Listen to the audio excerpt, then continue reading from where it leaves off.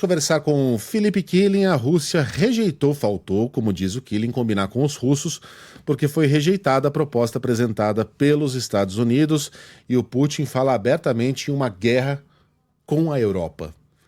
Mas o Putin não é a Europa, Killing? Bom dia para você. Tudo bom, Megali? Bom dia a você, bom dia, Carla, Fábio, a todos que nos acompanham. Olha, uma parte da Rússia né, mas é claro que nesse contexto de entendimento de Ocidente, a Rússia não faria parte, né? Fala com a União Europeia e também o Reino Unido. Então, o Steve Witkoff foi até Moscou, uma conversa de mais de 5 horas com a Rússia, e a Rússia disse, não, a gente não vai aceitar, porque essas modificações que a Ucrânia fez junto com aliados europeus são inadmissíveis, entre elas não ter a redução do exército ucraniano em até 600 mil soldados, hoje tem pouco mais de 900 mil, a Europa e a Ucrânia falam que poderiam reduzir em até 800 mil, mas o ponto principal é a concessão de territórios, porque a Rússia quer toda a região de Donbass, em que a Ucrânia ainda controla 15%, e a Ucrânia afirma que não vai ceder esses territórios, e a Europa apoia essa decisão. Mas é claro que o que mais tem repercutido aqui foi essa fala de Vladimir Putin, que disse: eu já disse que não quero guerra com a Europa, mas se a Europa quiser, a Rússia está pronta, e agora? E é o que está repercutindo aqui. Será que a Europa conseguiria segurar a Rússia? Porque antes de uma briga você olha para o seu adversário e vê, eu posso com ele ou não. O entendimento aqui na Europa é que hoje não teria condições de segurar uma briga com a Rússia, né? Se tivesse uma guerra com a Rússia, a Europa não teria condições. Por muitos e muitos anos, a Europa deixou de investir em defesa, se apoiou nos Estados Unidos, que investem muito em defesa, tem bases espalhadas em diversos países europeus e também armas nucleares. O Trump, nessa segunda administração, já deixou claro que não vai garantir a segurança da Europa.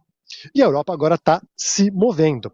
A Europa tem muito dinheiro, muito mais do que a Rússia. Só que você não monta um exército poderoso apenas com dinheiro. Você precisa de treinamentos, você precisa de logística, você precisa de integração. O exército da União Europeia não é integrado. Então, se você, por exemplo, tem um tanque alemão que quebra na Itália, você pode ser que não tenha peça na Itália para consertar esse tanque alemão.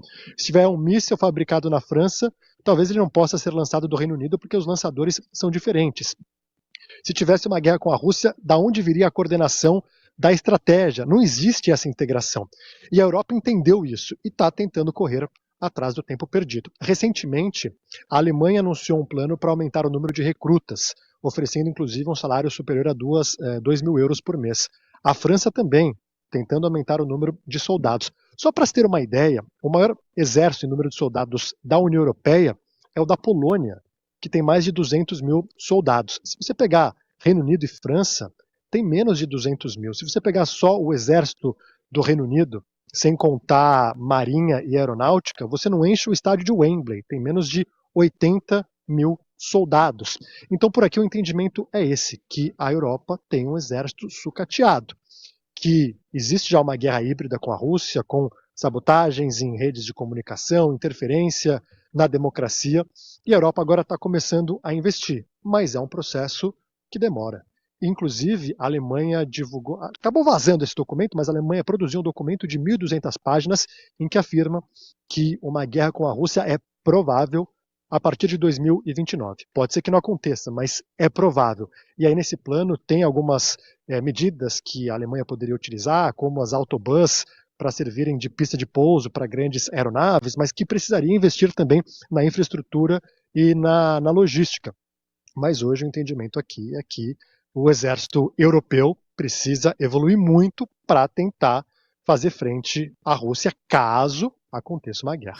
Para que você tenha uma ideia, em número de soldados, o exército do Reino Unido é menor do que a polícia militar do estado de São Paulo. E a situação já foi muito confortável para a Europa, né? Que os Estados Unidos vão lá, investem em defesa, garantem a nossa segurança, a gente nunca mais vai ter uma guerra aqui no continente, a gente pode investir no nosso colchão social, tudo parecia lindo e definitivo. Mas o mundo mudou muito, né? O mundo do pós-45, da multilateralidade, parece estar se desmilinguindo e a festa acabou. Acabou para imigrantes, acabou para os próprios cidadãos desses países. O Sistema Nacional de Saúde do Reino Unido já não é mais o que foi um dia, e agora a Alemanha, Reino Unido, França, todo mundo vai voltar a investir em defesa, né? É um mundo novo que talvez não tenha muito de admirável. Isso com um lunático ali ao lado, né? Comandando o maior arsenal nuclear do mundo. Eu tô falando da Rússia, tá? Mas eu poderia estar falando. Eu poderia muito bem estar falando dos Estados Unidos Tive também, dúvidas. que tem o segundo maior arsenal do mundo, né? Embora seja o mais poderoso. Deu para entender, né? O da Rússia é maior, mas tem mais ogivas nucleares, mas o dos Estados Unidos é mais poderoso, mais atualizado.